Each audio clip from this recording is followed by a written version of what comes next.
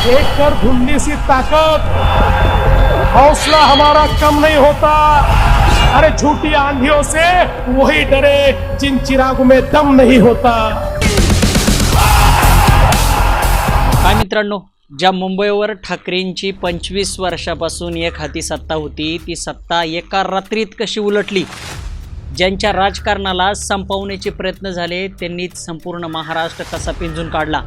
आज आपण बोलणार आहोत महाराष्ट्राच्या राजकारणातील वन मॅन आर्मीबद्दल, ज्यांनी 2026च्या महापालिका निवडणुकीत असा करिश्मा केला की दिल्लीपासून तर गल्लीपर्यंत फक्त एकच नावाचा डंका वाजतोय, ते नाव म्हणजे देवेंद्र फडणवीस। ऐतिहासिक विजयाची गाथा समजून घ्यायची आहे। भारतीय जनता पार्टीने मुख्यमंत्री देवेंद्र फडणवीस यांच्या नेतृत्वात महाराष्ट्रात केवळ विजय मिळवला नाही तर विरोधकांना चारी मुंड्यात चीत केलंय। हे यश केवळ पक्षाचं नाही तर फडणवीसांच्या नेतृत्वाचं सामर्थ्य सिद्ध करणारं ठरलंय।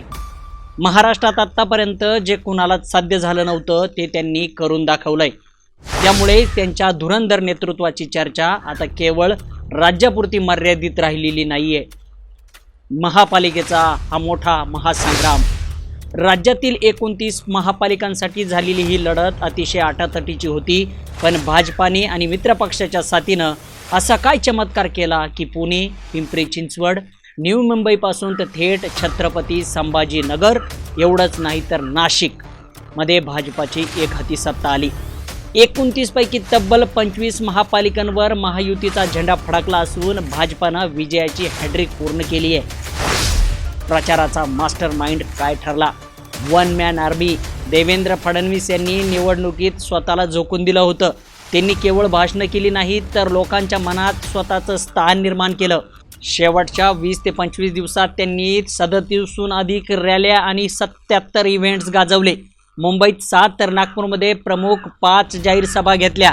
त्यांचा हा झंझावत पाहून राजकीय वर्तुळात त्यांना वन मॅन आर्मी म्हणून ओळखलं जाऊ लागलं। ठाकरेंचा गड आणि मुंबईवर कसा ताबा मिळवला ते समजून घ्या। सर्वात मोठी बातमी ठरली ती म्हणजे मुंबईचा विजय। गेल्या 30 वर्ष ज्या मुंबईवर ठाकरे कुटुंबाची पकड होती ती फडणवीसांच्या राजनीतीनं मोडीत काढली। 227 पैकी 118 जागा जिंकून भाजपानं स्पष्ट बहुमत मिळवलं। मुंबईला प्रथमच भाजपाचा महापौर मिळणार आहे हे स्वप्न फडणवीसांनी प्रत्यक्षात उतरून दिलंय। मेट्रो, अटल सेतू आणि किनारी रस्त्यांसारखे विकास कामांनी मतदारांना भुरळ घातली। पवारांच्या गडालाही सुरुंग। केवळ मुंबईच नाही तर ज्याला शरद पवारांचा आणि राष्ट्रवादीचा बालेकिल्ला मानला जातो ते पुणे आणि पिंपरी चिंचवडमध्येही भाजपानं वर्चस्व गाजवलं। विरोधकांची मजबूत तटबंदी तोडण्याचं कौशल्य फडणवीसांनी या निवडणुकीत पुन्हा एकदा सिद्ध केलंय। विकास आणि सुशासनाच्या मुद्द्यावर त्यांनी पश्चिम महाराष्ट्रातही आपली ताकद दाखवून दिली आहे।